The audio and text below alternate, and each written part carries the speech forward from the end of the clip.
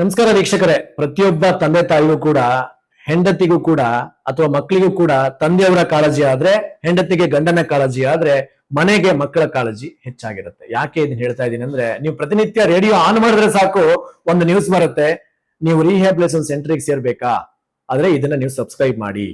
ಅಥವಾ ನೀವು ಕುಡಿತ ಚಟದಿಂದ ಹೊರಗಡೆ ಬರ್ಬೇಕಾ, ನೀವು ರಿಹ್ಯಾಬಿಲಿಟೇಷನ್ ಸೆಂಟರ್ಗೆ ಹೋಗಿ ಅಂತ ಹೇಳಿ. ಯಾಕೆ ಇದನ್ನ ಹೇಳ್ತಾ ಇದ್ದೀನಿ ಅಂದ್ರೆ, ಈ ಒಂದು ಯಕೃತ್ ಅಂದ್ರೆ ಈ ಲಿವರ್ ನ ಸಮಸ್ಯೆಗಳಿಗೆ ಅನೇಕರು ಒಳಗಾಗ್ತಿದ್ದಾರೆ. ನೀವು ಮೂವಿಲ್ ಕೂಡ ಹೋದಾಗ ನೀವು ಫಸ್ಟ್ ಪೇಜ್ ಏನ್ ಕಾಣುತ್ತೆ ಹೇಳಿ? ಈ ತರ ತಗೊಂಡಾದ್ಮೇಲೆ, ಮಾದಕ ವಸ್ತುಗಳನ್ನ ತಗೊಂಡಾದ್ಮೇಲೆ, ಮಾದಕ ದ್ರವ್ಯಗಳ ಉಪಯೋಗ ಮಾಡಾದ್ಮೇಲೆ ಯಕೃತ್ತಿನ ಬಲ ಕಳ್ಕೊಂಡಿದೆ.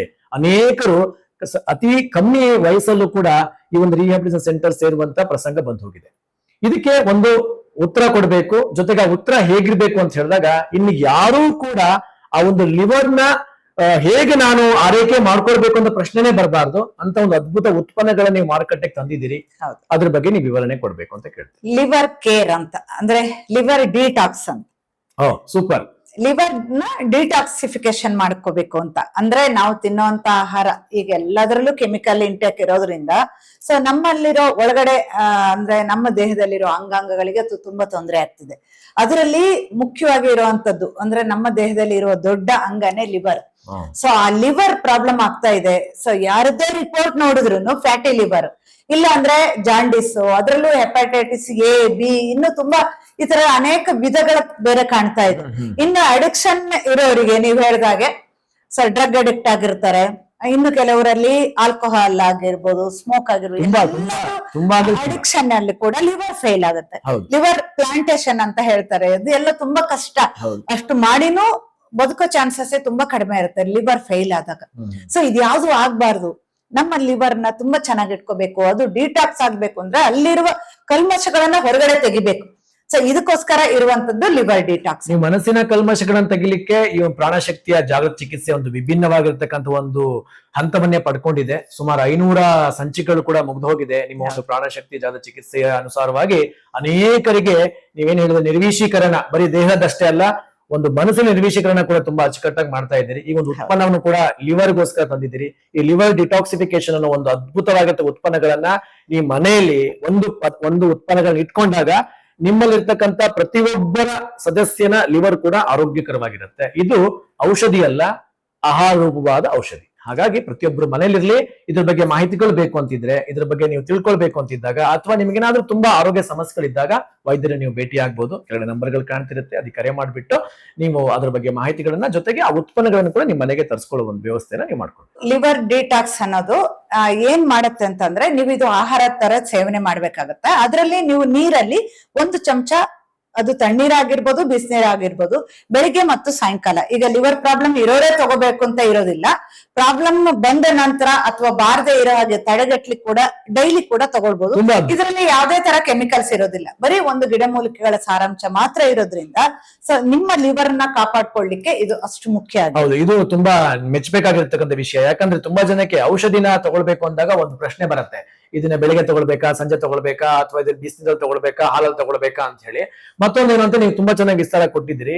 ಆರೋಗ್ಯ ಸಮಸ್ಯೆ ಇರೋರು ಮಾತ್ರ ತಗೊಳ್ಳೋದಲ್ಲ, prevention is better than cure ಅನ್ನೋ ಹಾಗೆ ಪ್ರತಿಯೊಬ್ಬರು ಕೂಡ ನಿಮ್ಮ ಮನೆಯಲ್ಲಿ ಇದೊಂದು ಕಷಾಯ ತರ ನೀವು ಬಳಸಬಹುದು ಅಂತ ಹೇಳ್ತೀನಿ. ಸೊ ಅದ್ರ ಬಗ್ಗೆ ಮಾಹಿತಿಗಳಿಗೆ ನೀವು ಕೆಲವು ನಂಬರ್ಗಳಿಗೆ ಕರೆ ಮಾಡಿಬಿಟ್ಟು ಪಡ್ಕೊಳ್ಳಿ ಅಂತ ಹೇಳ್ತೇನೆ. ಆಮೇಲೆ ಇದು ವಯಸ್ಸು ಅಂತ ಬಂದಾಗ ತುಂಬಾ ಜನ ದುಶ್ಚಟಗಳಿಗೆ ಬಲಿ ಆಗದಿರೋರು ಕೂಡ ಈ ಸಮಸ್ಯೆಗಳಿಂದ ಬಳಲ್ತಿರ್ತಾರೆ. ಸೊ ಅಂತವ್ರಿಗೆ ಏನ್ ಹೇಳ್ತೀರಿ? ಅಂದ್ರೆ ಇದು ಬರೀ ದುಶ್ಚಟದಿಂದ ಲಿವರ್ ಹಾಳಾದವ್ರಿಗೆ ಮಾತ್ರ ಅಂತ ಅಲ್ಲ, ಯಾವ್ದೋ ಕೆಮಿಕಲ್ ಸೇವನೆಯಿಂದ ಲಿವರ್ ಹಾಳಾಗಿರ್ಬೋದು. ನ್ಯಾಚುರಲ್ ಕೆಲವರಿಗೆ ಲಿವರ್ ಪ್ರಾಬ್ಲಮ್ ಇರುತ್ತೆ. ಚಿಕ್ಕದ್ರಿಂದ ನಾವು ಕೇಳಿರ್ಬೋದು, ಎಲ್ಲ ಲಿವರ್ ಪ್ರಾಬ್ಲಮ್ ಇರುತ್ತೆ. ಚಿಕ್ಕ ಮಗು ಕೂಡ LIV52 ತಗೋಬೇಕು, ಎಷ್ಟು ಎಲ್ರು ಹೇಳ್ತಾ ಇರ್ತಾರೆ. ಹೊಟ್ಟೆ ದಪ್ಪ ಆಗಿರುತ್ತೆ, ಅಥವಾ ಕೆಲವರಿಗೆ ವಾಮಿಟ್ ಆಗ್ತಾ ಇರುತ್ತೆ, ಜೀರ್ಣ ಶಕ್ತಿ ಕಡಿಮೆ ಇರುತ್ತೆ. ಇದೆಲ್ಲ ಲಿವರ್ ಅಲ್ಲೇ ಆಗುವಂತವು. ತುಂಬಾ ವಾಮಿಟ್ ಆದ್ರೂ ಕೂಡ ಲಿವರ್ ಸರಿಯಾಗಿ ಕೆಲಸ ಮಾಡಲ್ಲ ಅಂತ ಹೇಳ್ತಾರೆ. ಇದ್ರ ಜೊತೆಗೆ ನೀವು ಉತ್ಪನ್ನಗಳನ್ನ ಕೊಡೋ ಜೊತೆಗೆ ಒಂದು ಸಣ್ಣ ಟಿಪ್ಸ್ ಕೊಟ್ಬಿಡಿ. ಈ ಲಿವರ್ ಅನ್ನ, ಈ ಪದಾರ್ಥಗಳನ್ನ ತಗೊಳ್ಬೇಕಾದಾಗ, ಈ ಕಷಾಯ ರೂಪವಾದ ಧನ್ವಂತರಿ ಔಷಧಿಯನ್ನು ತಗೊಳ್ಬೇಕಾದಾಗ ಒಂದು ಲಿವರ್ ಅನ್ನ ಪ್ರೊಟೆಕ್ಟ್ ಮಾಡ್ಕೊಳ್ಳೋದಕ್ಕೆ ಯಾವ ಮುದ್ರಾ ಮಾಡ್ಬೋದು? ನೀವು ಮುದ್ರಾ ಪ್ರವೀಣರಲ್ವಾ? ಮುದ್ರಾದಲ್ಲಿ ಲಿವರ್ ಅಂತಲ್ಲ, ನಮ್ಮ ಹೊಟ್ಟೆದಾಗ್ಲಿ ಜೀರ್ಣಶಕ್ತಿದಾಗ್ಲಿ ಎಲ್ಲದಕ್ಕೂ ಇರುವಂತ ಮುದ್ರನೇ ಅಪಾನ ಮುದ್ರ. ಮತ್ತು ಅದ್ರ ಜೊತೆಗೆ ಪೃಥ್ವಿನ ಕೂಡ ಮಾಡ್ಬೇಕು. ಅವಾಗ ಆ ವೀಕ್ನೆಸ್ ಕೂಡ ಕಡಿಮೆ ಆಗುತ್ತೆ, ದೇಹ ತಂಪಾಗುತ್ತೆ. ಸೊ ತಂಪಾಗಿಟ್ಕೋಬೇಕು ಯಾವಾಗ್ಲೂ ದೇಹನ. ಸೊ ಅದನ್ನ ಮಾಡೋದು ಒಂದು ಪೃಥ್ವಿಯಿಂದಾಗ ಉಂಗುರದ ಬೆರಳು ಮತ್ತೆ ಹೆಬ್ಬೆರಳನ್ನ ಜೋಡಿಸಿ ಇಟ್ಕೋಬೇಕು. ಅಪಾನ ಅಂದಾಗ ಮಧ್ಯದ ಬೆರಳು ಮತ್ತು ತೋರು ಬೆರಳು ಹೆಬ್ಬೆರಳನ್ನ ಕೂಡಿಸಿಟ್ಕೋಬೇಕು. ಇದು ಕೂಡ ಲಿವರ್ ನ ಪ್ರೊಟೆಕ್ಟ್ ಮಾಡ್ಲಿಕ್ಕೆ. ಮತ್ತೆ ಕೆಲವೊಂದು ಪಾಯಿಂಟ್ಸ್ ಇರುತ್ತೆ, ಅಕ್ಯುಪ್ರೆಷರ್ ಪಾಯಿಂಟ್ಸ್ ಅಂತ, ಲಿವರ್ ಅಂಡ್ ಸ್ಪ್ಲೀನ್, ಅದನ್ನ ಕೂಡ ಇಲ್ಲಿ ಒತ್ತಡ ಹೇರ್ಬೇಕು. ಈ ರೀತಿ ಅರ್ಧ ನಿಮಿಷ ಪ್ರಾಕ್ಟೀಸ್ ಮಾಡ್ಬೇಕು. ಜೊತೆಗೆ ಈ ಲಿವರ್ ಡಿಟಾಕ್ಸ್ ಅನ್ನೋದನ್ನ 2 ಹೊತ್ತು ದಿನನಿತ್ಯ ತಗೊಂಡಾಗ ಇಂತ ಯಾವುದೇ ತರ ಕಾಯಿಲೆಗಳು ಬರೋದಿಲ್ಲ. ಯಾವ ವಯಸ್ಸಿನವ್ರು ತಗೊಳ್ಬಹುದು? ವಯಸ್ಸಂತ ಇದಕ್ಕೆ ವಯಸ್ಸಿನ ಇತಿಮಿತಿ ಇರೋದಿಲ್ಲ. ತುಂಬಾ ಚಿಕ್ಕವರಿಂದ ವಯಸ್ಸಾದ ನಂತರ ಕೂಡ ಏನು ಯಾವುದೇ ತರ ಅಡ್ವರ್ಸ್ ಎಫೆಕ್ಟ್ ಇರಲ್ಲಲ್ವಾ, ಅದಕ್ಕೋಸ್ಕರ ಎಲ್ಲರಿಗೂ ಸೇಫ್ ಇದು.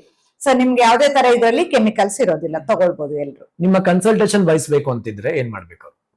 ಆಗ ನಮ್ಮ ವೈದ್ಯ ತಂಡ ನಿಮ್ಮೊಂದಿಗೆ ಸದಾ ಸಿದ್ಧ ಆಗಿರ್ತಾರೆ. ಅವರನ್ನ ನೀವು ಭೇಟಿ ಮಾಡಿ ಕನ್ಸಲ್ಟೇಷನ್ ನ ಯಾವಾಗ ಬೇಕಾಗತ್ತೆ ನಿಮ್ಗೆ ಅದನ್ನ ನೋಡ್ಬಿಟ್ಟು ಅವ್ರು ಕೊಡ್ತಾರೆ. ಅದ್ರ ಪ್ರಕಾರ ನೀವು ನನ್ನನ್ನು ಕೂಡ ಭೇಟಿ ಮಾಡಿ. ಸೊ ಕನ್ಸಲ್ಟೇಷನ್ ಇಲ್ದಿರೂ ಕೂಡ ಉತ್ಪನ್ನಗಳನ್ನ ಬಳಸಬಹುದಾ? ಖಂಡಿತ ಬಳಸಬಹುದು. ಅವರಿಗೆ ನಾವು ಫೋನ್ ಅಲ್ಲಿ ಕೂಡ ಮಾಹಿತಿನ ಕೊಡ್ಬೋದು, ಅಥವಾ ಅವರೇ ಅದ್ರಲ್ಲೆಲ್ಲ ಡೀಟೇಲ್ಸ್ ಇರುತ್ತೆ, ಅದ್ರ ಪ್ರಕಾರ ಕೂಡ ತಗೋಬಹುದು. ಯಾವುದೇ ತರ ಸೈಡ್ ಎಫೆಕ್ಟ್ ಇರೋದಿಲ್ಲ. ತುಂಬಾ ಸಂತೋಷ. ಈ ಒಂದು ಲಿವರ್ ಡಿಟಾಕ್ಸಿಫಿಕೇಶನ್ ಅನ್ನೋ ಒಂದು ಉತ್ಪನ್ನಗಳನ್ನ ನೀವು ತಗೊಳ್ಬೇಕು ಅಂತಿದ್ದಾಗ ಅಥವಾ ವೈದ್ಯರನ್ನು ನೀವು ಸಂಪರ್ಕ ಮಾಡಬೇಕು ಅಂತಿದ್ದಾಗ ನಂಬರ್ಗಳಿಗೆ ಕರೆ ಮಾಡಿಬಿಟ್ಟು ಅದ್ರ ಬಗ್ಗೆ ಮಾಹಿತಿಗಳನ್ನ ತಿಳ್ಕೊಳ್ಳಿ ಅಂತ ಹೇಳ್ತಾರೆ. ನಮಸ್ಕಾರ.